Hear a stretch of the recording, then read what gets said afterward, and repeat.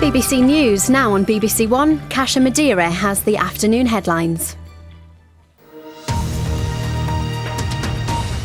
Hello, good afternoon. Suspected swine flu cases in England have doubled in a week to 100,000. It's estimated that most sufferers are under 14. More than 800 patients are in hospital, 63 are in intensive care. It comes as a dedicated telephone helpline and website open. This is BBC News, the headlines at 9 o'clock. A deal on Vauxhall's future after months of uncertainty. One of Britain's biggest car makers has a new owner. The government says production will stay in Britain.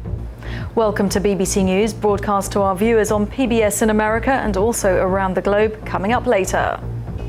Also coming up in the next hour, it's time for all the fashionistas to put on their best frocks and celebrate 25 years of London Fashion Week. We'll be live at the event throughout the day.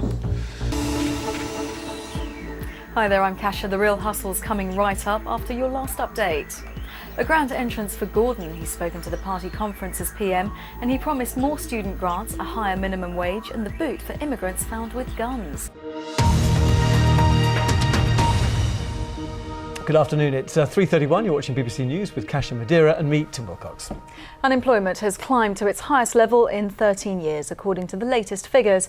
More than 2.4 million people are now jobless and 220,000 people lost their jobs in the 3 months to June.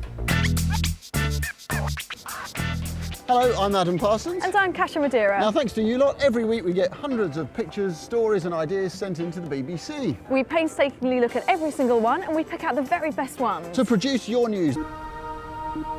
Hello and welcome. The US car giant General Motors has ended months of speculation about the future of its European business by announcing it's to sell its European operations to the Canadian car parts company Magna. British unions had been hoping that GM would retain ownership of its business, easing the threat of job losses among the 5,000 British workers. Now, busy morning at the racetrack.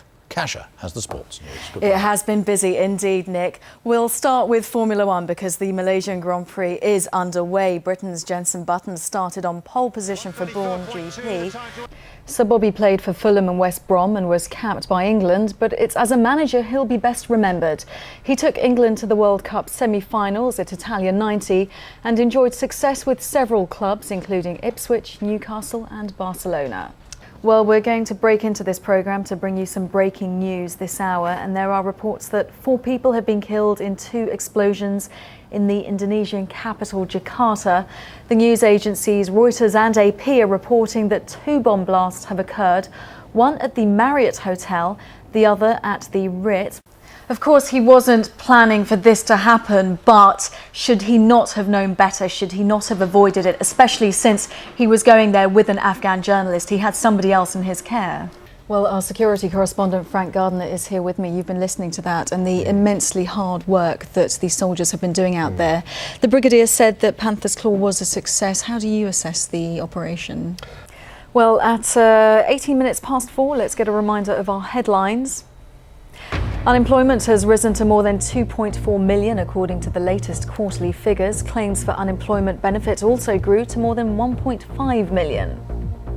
Well, let's get some reaction to this from another legend of the airwaves, the radio presenter Tony Blackburn. And Hello. Tony, this is sad news, isn't it? Yes, it is. I mean, he's been around a long, long time. Well, let's go live now to Washington and speak to our correspondent Imtiaz Tayyab, who's there.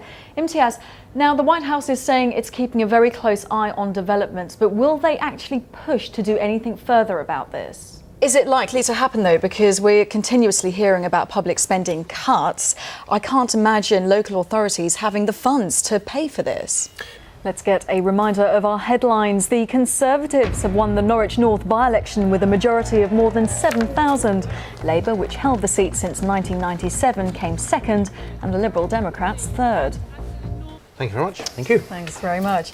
Now it's time for some glitz and glamour, and I'm not just speaking about Simon McCoy. It's the 25th London Fashion Week. Stella McCartney, Burberry, they're among some of the big hitters marking the event's Silver Jubilee, as Emma Simpson now reports.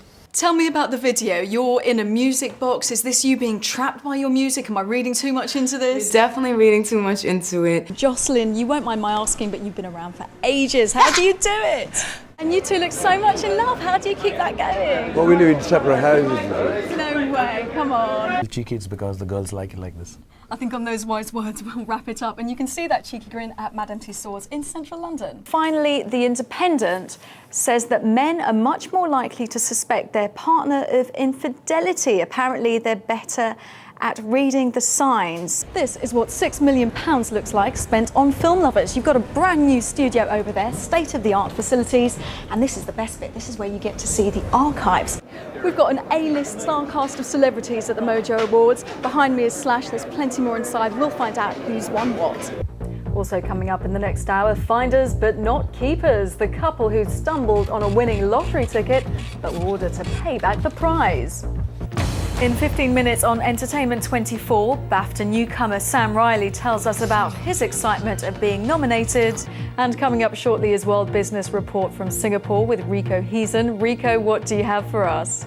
So let's get back down to earth for some business news. Sorry, that's terrible. That's okay, it puts our jobs into perspective, Exactly, doesn't it? Okay, thanks very much indeed. And Kasia is here. Good evening. Hello, good evening. Well, in Entertainment 24, complaints about a set of film posters featuring actors brandishing guns have been upheld by the advertising industry watchdog. So from Worcester for today, it's goodbye from me and... A sorry goodbye from me. See ya. So Michael Schumacher as the Stig, or is he? Well, Jeremy Clarkson left the audience guessing after showing the Stig stalling and not quite driving like an ex-Formula One champion. Will we ever know? Who knows? What we do know is that Louise Lear has the weather. Today's weather, some scattered cloud and the occasional shower, but most parts turning brighter and drier. George Alagar will be back with the BBC News at 6. Now we join our news teams where you are. Bye-bye for now.